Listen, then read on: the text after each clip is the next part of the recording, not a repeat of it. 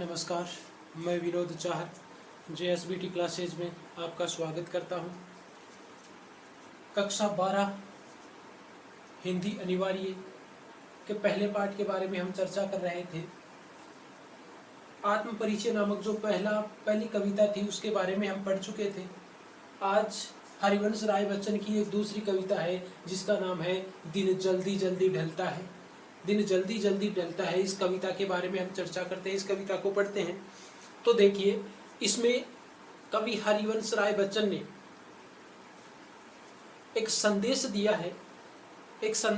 है कि दिन है वो जल्दी जल्दी ढलता है, अर्थात समय है वो बड़ा जल्दी व्यतीत होता है। समय बड़ा जल्दी व्यतीत होता है, इसलिए हमें अपने कार्य को जितना जल्दी हो सके उतना जल्दी कर लेना चाहिए। और यहाँ पर इसके लिए उन्होंने कुछ उदाहरणों के माध्यम से, कुछ अलग अलग रूपों के माध्यम से समझाने की कोशिश की है।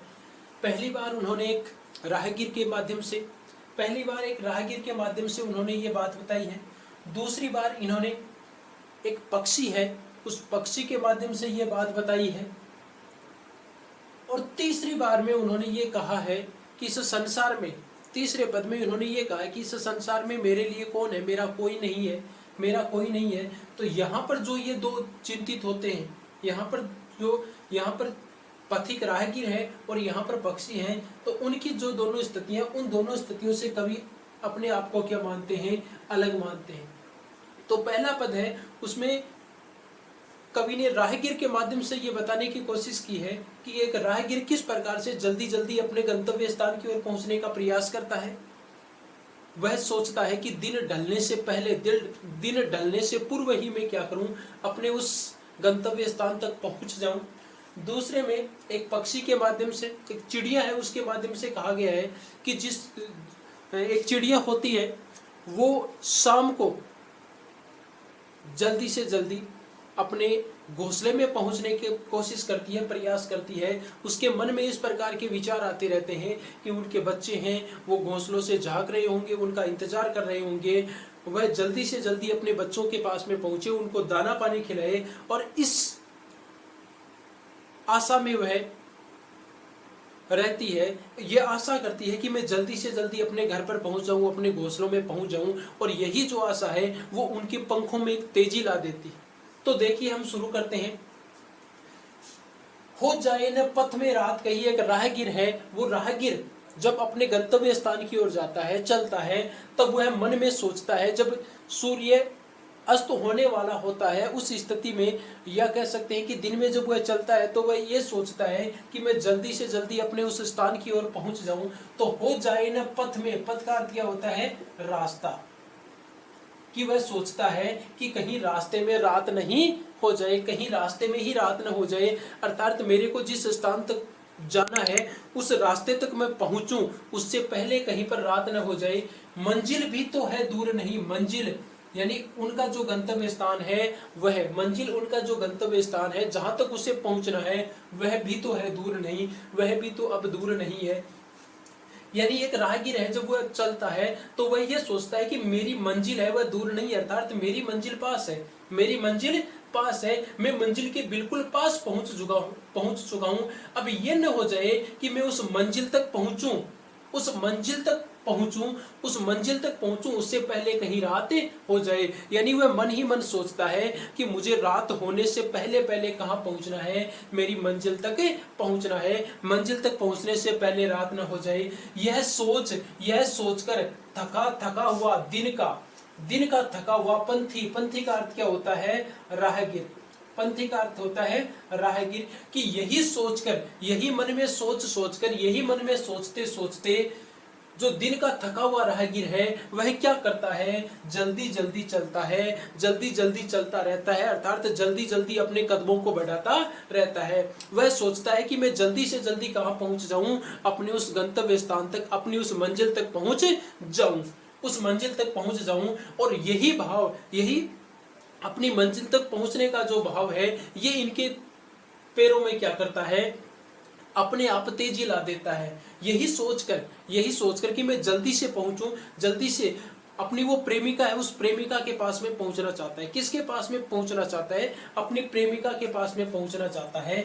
और उस प्रेमिका की जो आतुरता है, प्रेमिका की जो प्रेमातुरता है, उसी के चलते वह क्या करता है, उसी के कारण वह क्या करता है, और वही जो प्रेम भाव है वही क्या करता है, इनके पैरों में एक तेजी ला देता है, इनके कदमों में तेजी ला देता है। और ये जल्दी जल्दी क्या करता है, अपने कदमों को बढ़ाता है, और जल्दी जल्दी कदमों को बढ़ाते हुए कहां तक पहुंचने का प्रयास करता है, अपनी मंजिल तक पहुंचने का प्रयास करता है। दिन जल्दी जल्दी ढलता है, ये दिन है ये, और मन ही मन वो सोचता है कि ये दिन है ये बड़ा जल्दी व्यतीत हो रहा है, दिन है ये, जो समय है ये समय बड़ा जल्दी व्यतीत होता जाता है। दूसरे पद में एक पक्षी के माध्यम से कवि ने बात बताई है, पक्षी के माध्यम से समझाने का प्रयास किया है। और क्या कहते हैं कि एक चिड़िया होती है, वो अपने बच्चों को घोंसले में छोड़कर जाती है। एक चिड़िया अपने बच्चों को घोंसले में छोड़कर जाती है, उनके लिए दाना पानी लेने के लिए जाती है, और जब शाम का समय होता है तब वह वापस अपने घोंसलों की ओर लौट कर आते हैं पक्षी। तो वो चिड़िया भी अपने घोंसले की तरफ लौट कर आती है, और जब घोंसले की तरफ लौट कर आती है उस समय उसके मन में ये विचार आता है कि उसे काफी समय हो गया है और अब तो दिन भी ढलने वाला है, तो कहीं ऐसा न हो जाए कि वह घोंसलों तक पहुंच ही न पाए, कहीं ऐसा न हो जाए कि वह घोंसले तक पहुंच ही न पाए। उस समय उनके मन में तरह तरह के विचार चलते रहते हैं। वह सोचती है कि उनके बच्चे उनका इंतजार कर रहे होंगे, उसके बच्चे हैं वो उसका इंतजार कर रहे होंगे, और वह अपने बच्चों तक जाएगी, अपने बच्चों के पास में पहुंचेगी, और अपने बच्चों के पास में पहुंचकर क्या करेगी, अपना ममत्व उनके प्रति प्रकट करेगी। अपना जो ममत्व है, एक माँ का जो प्यार है, वो माँ का प्यार है, वो उन बच्चों को देगी। तो वो बच्चे हैं वो माँ के प्यार के लिए तरस रहे होंगे, अपनी माँ का इंतजार कर रहे होंगे। इस प्रकार की बातें हैं वो उसके मन में चलती रहती हैं, और यही बातें उनके पैर, उनके परों में, उनके पंखों में क्या करते हैं, चंचलता भर देते हैं। तो देखो, बच्चे प्रत्याशा, प्रत्याशा का अर्थ होता है आशा, प्रत्याशा का अर्थ होता है आशा में होंगे। वह चिड़िया जैसे जिस प्रकार से एक चिड़िया है, तो वह सोचती है कि मेरे बच्चे मेरी आशा में होंगे, मेरे बच्चे मेरी आशा में होंगे, नीड़ों से यानी घोंसलों से। नीड़ का अर्थ क्या होता है, घोंसला। तो नीड़ों से झांक रहे होंगे, झांक रहे होंगे यानी देख रहे होंगे, देख रहे होंगे। क्या देख रहे होंगे, अपनी माता की बाट देख रहे होंगे, अपनी माता का इंतजार कर रहे होंगे। वो नीड़ों से झांक झांक कर बाहर देख रहे होंगे कि कब उनकी माता है वो आए, यानी वो कब चिड़िया है वो आए। तो बच्चे हैं, वह सोचती है मन ही मन कि उसके बच्चे हैं वो घोंसलों से बाहर झांक रहे होंगे, उसके बच्चे हैं वो घोंसलों से बाहर झांक रहे होंगे, बाहर झांक झांक कर देख रहे होंगे, और इस आशा में होंगे कि उनकी माता है वो आएगी, उनकी माता आएगी और क्या करेगी, उनको दाना पानी खिलाएगी, उनको दाना पानी खिलाएगी, उनके लिए कुछ न कुछ लेकर आएगी, उनके लिए कुछ न कुछ लेकर आएगी, और ममत्व से वह क्या करेगी, उन्हें वह खिलाएगी। तो इस आशा में बच्चे हैं वो क्या कर रहे होंगे, घोंसलों से बाहर झांक रहे होंगे, घोंसले से बाहर झांक रहे होंगे।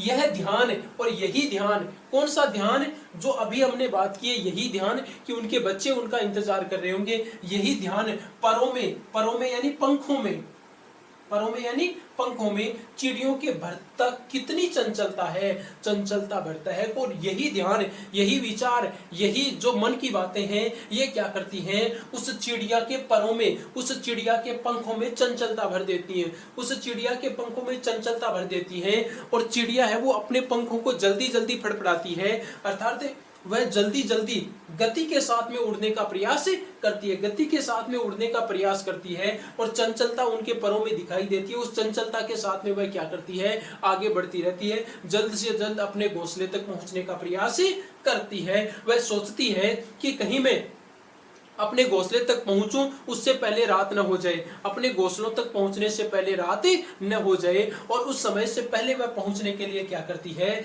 अपने पंखों को तेजी से हिलाती है, फड़फड़ाती है। दिन जल्दी जल्दी ढलता है, ये दिन है, ये समय है, ये बड़ा जल्दी व्यतीत होता है। आगे देखो, मुझसे मिलने को कौन विकल, विकल व्याकुल, विकल यानी व्याकुल। कवि कह रहे हैं कि लेकिन मुझसे मिलने को कौन विकल व्याकुल है, लेकिन इस संसार में मुझसे मिलने के लिए, इस संसार में मुझसे मिलने के लिए कोई व्याकुल नहीं है।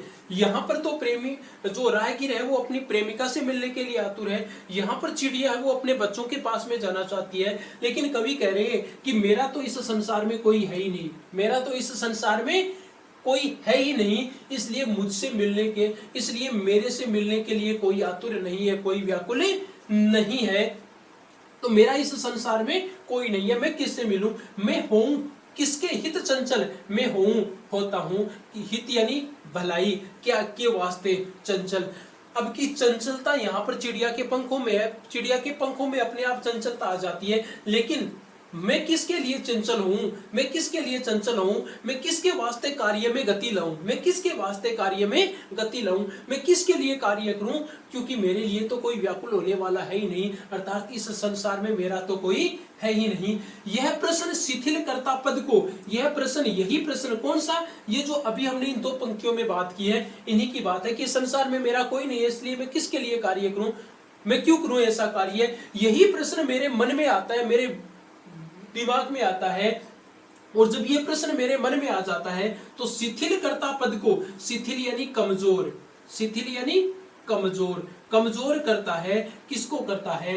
पद को यानी पैरों को। और इन्हीं बातों को सोच सोचकर मेरा शरीर है वो कमजोर हो जाता है, मेरे पद यानी मेरे जो पैर हैं उन पैरों में जो गतिशीलता है वो गतिशीलता क्या हो जाती है? समाप्त हो जाती है। मेरे पैरों में वो गतिशीलता नहीं रहती, मैं अपने आप को कमजोर महसूस करने लगता हूँ, मुझे अपने आप में कमजोरी महसूस होने लगती है। भरता उर में विहलता है, और यही क्या करता है? भरता है उर में यानी हृदय में, विहलता व्याकुलता, और यही विचार है, यही भाव है, ये मेरे हृदय में क्या करते हैं? व्याकुलता उत्पन्न करते हैं। मेरे हृदय में यही भाव क्या करते हैं? दुख उत्पन्न कर देते हैं। यही बातें सोच सोच कर, यही बातें सोच सोच कर मेरे मन में है वो दुख उत्पन्न हो जाते हैं, मेरे दुख में व्याकुलता है वो उत्पन्न हो जाती है। दिन जल्दी जल्दी ढलता है, ये समय बड़ा जल्दी व्यतीत होता है। तो इसी के साथ हम पहले पार्ट को कंप्लीट कर चुके हैं। दोनों कविताएं इनकी हैं हरिवंश राय बच्चन की, उनके बारे में हम चर्चा कर चुके हैं। धन्यवाद। अगले पाठों के बारे में जानकारी के लिए, अगले पाठ पढ़ने के लिए हमारे YouTube चैनल से जुड़े रहें। Thank you.